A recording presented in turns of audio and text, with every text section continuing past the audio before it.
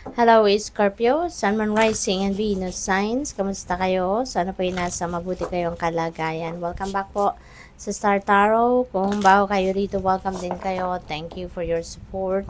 I truly appreciate it. God bless you all. Scorpio, maraming salamat po sa inyong mga likes and subscribes at sa mga nag-iiwan po ng mga magagandang komento sa ating mga videos. Maraming salamat po. Paunang mensahe po ninyo, collaboration of souls. Ayan. So, meron ditong collaboration happening. Merong mga partnerships, pagtutulungan sa isang task, sa isang proyekto, or sa trabaho, maaring kung nasa social media din kayo, baka you are also going to invite some other content creators at baka kayo ay makikipag-collaborate or baka kung task ito sa inyong opisina, baka kayo ay makikipagtulungan sa iba ninyong katrabaho. Maaaring ganun ang ganap dyan. The edge of evolution feels messy. Ayan, kasi siguro maraming mga pagbabago dito na magaganap sa buhay ninyo. Maybe in your outside world that has a great effect din sa inyo or direct effect sa inyo, or baka pagbabago ito on a personal level, no? Maaring ganon, or baka sa mga sitwasyon ninyo katulad na lamang ng mga trabaho, baka meron ditong mga biglaang pagbabago sa opisina, baka sa negosyo ninyo, sa mga business partnerships ninyo. It could be in anything or in any area of life, no? But definitely, so magkakaroon dito ng medyo siguro hindi ninyo inaasahang pagbabago. Kaya medyo parang wala siguro yan sa plano ninyo, or maybe hindi ninyo inasahan na merong mga biglaang pagbabagong magaganap, no, sa mga areas na yon. We have creator water. Water resonates with emotions, with feelings. So feeling ko dito, meron dito mga nararamdaman kayo na sinusuppress ninyo. Maaring nahihiya kayo, no, na ipahayag or iparamdam sa iba ang inyong feelings, or pwede rin na someone is preventing you, no, from expressing yourself. Maaaring ganun din ang ganap dyan. So, whatever the case may be, Scorpio, there should be a realization dito na buhay mo yan eh.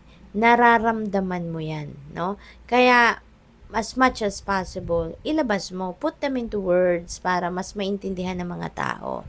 'Di ba? Maaari din na kung merong nagko-control sa iyo sa ngayon na about yung mga dapat mong maramdaman, 'di ba? It's all up to you. We are all given free will, but sana, no, one day maisipan ninyo na buhay ninyo 'yan. Sarili mo yan, nararamdaman mo yan, and why can't you be true to yourself? 'Di ba? Bakit hindi mo hayaang mailabas mo kung ano yung totoo mong nararamdaman? Bakit mo sinusuppress? Bakit mo tinatago? Hindi ba? So, paano ka makakapag-communicate effectively and efficiently if hindi naman yung totoo mong nararamdaman ang pinapahayag mo or yung nilalabas mo, 'di ba? So, this could be something na dapat ninyong pag-isipan. Okay? If ano ang gagawin mo rito, 'di ba? Ano ang sa tingin mo best na ang gawin mo rito sa inyong mga nararamdaman? Kasi baka lagi lang kayong yes ng yes. Now, even if your heart, even if your mind is saying no, pero for whatever reason, baka ang nilalabas ng bibig mo ay laging yes. 'Di ba? So, maybe it's about time para baguhin ang inyong sitwasyon. Okay? So, pag-isipan ninyong mabuti. Cut the cords of doubt. Ayan. So, for others of you dito, Scorpio, siguro, nagdududa kayo. Marami kayong pagdududa.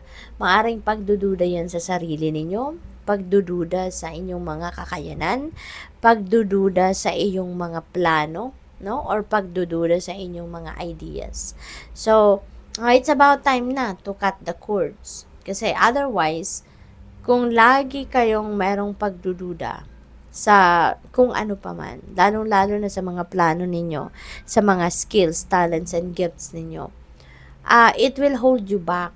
No? Hindi kayo makakaalis sa sitwasyon ninyo sa ngayon because yung doubts ninyo yan ang mag-hold back sa yun ang prevent sa inyo from moving on with your life, from moving forward, from being successful, from attaining your goals, from reaching for your dreams. 'Di ba?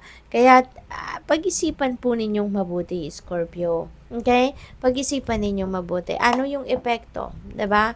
Sa buhay ninyo, ano nangyayari sa buhay ninyo?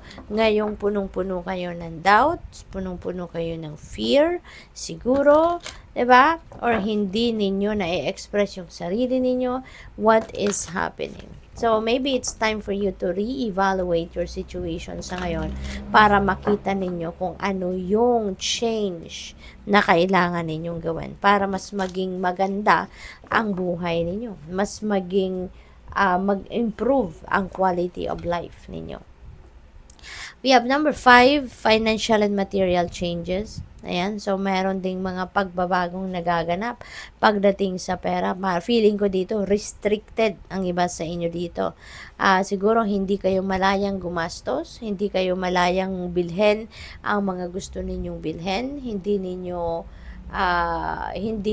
na nagagawa no kung ano yung gusto ninyong gawin when it comes to money. Maaaring ganon. This could be because may financial constraints kayo, kaya hindi kayo malayang bilhin ang gusto ninyong bilhin kasi walang budget or kulang sa budget, maaaring ganon. Or it's because maybe someone is dictating you kung ano lang ang dapat mong pagkagastusan, kung ano lang ang dapat mong bilhin, kung saan mo lang dapat ilagay ang inyong pera. Okay? So, what else? We have number 7, planning and the patience. Ayan, so we need to practice patience. Okay? You need to practice patience. Yan ang panawagan sa inyo rito. Kasi, 'di ba? Baka you are making plans about your future or making plans about future endeavors ninyo. Pero siguro baka nabuburyo na kayo. No, nabuburyo na kayo sa kakaintay, baka nag-aantay kayo ng mga other information or baka nag-aantay kayo rito ng mga additional na mga detalye, mga ganon. And maybe, hindi ninyo to pa nakukuha. Hindi pa ninyo ito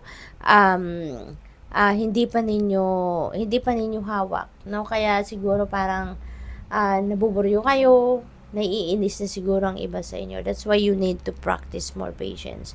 Always remember na there are so many things that are beyond our control, hindi ba? Kaya dapat matuto tayong magpasensya. Matuto tayong maghintay. Okay? So, what else? We have number 9, spiritual strength. Ayan. So, you know what? Scorpio, siguro sa ngayon, you are also focusing on your spiritual life.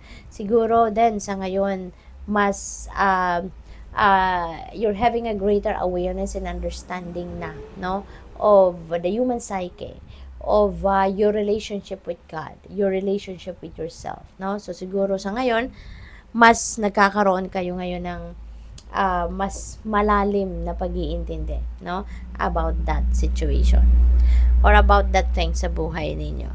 We have number 8, trapped in fear. Ayan. So, may takot ang iba siguro sa inyo talaga. Parang na-mention ko kanina, no? Along with the doubt energy, na baka nakakaramdam ng takot ang iba sa inyo. Kaya siguro hindi ninyo ma-express yung sarili ninyo. Siguro kaya hindi ninyo magawa yung mga gusto ninyong gawin kasi natatakot kayo. No? Natatakot kayo na siguro makriticize ng ibang tao or natatakot kayo na gumastos or natatakot kayo na mabago ang inyong sitwasyon with the moves na gagawin ninyo, no? But tulad ng sinabi ko kanina dito sa doubt energy, if you have doubts, if you have fear, hindi kayo makakapag-move forward sa buhay. Kasi yun, sa pag mag-iisip kayo na sisimulan mo nang gawan kung ano man ang mga bagay na gusto mong gawan, And you will be held back by your fear and doubts. 'Di ba? Ito yung laging magpupul sa inyo. Ito yung laging hihila sa inyo pabalik na hindi, wag mong gawin yan. 'Di ba? Kasi matatakot ka or magdududa ka. 'Di ba? Kaya as much as possible, pag-isipan ninyong mabuti. You really need to do some kind of inner work sa ngayon, Scorpio, at tingnan ninyo ang inyong sitwasyon. Nasaan kayo ngayon sa buhay ninyo? Bakit kayo nandiyan sa puntong ito ng buhay ninyo na ganyan ang inyong sitwasyon? 'Di ba? Or meron pa ba, na mas ikakaganda ang inyong sitwasyon sa buhay sa ngayon? So pag-isipan ninyo mabuti. Tignan ninyong mabuti. Ano yung nag-hold back sa inyo? Ano yung pumipigil sa inyo para mas umalagwa kayo sa buhay, para mas maging successful kayo sa buhay? Ano yung pumipigil sa inyo? So you really need to figure that out para malalaman ninyo kung ano ang dapat ninyong baguhin, ano ang dapat ninyong gawin.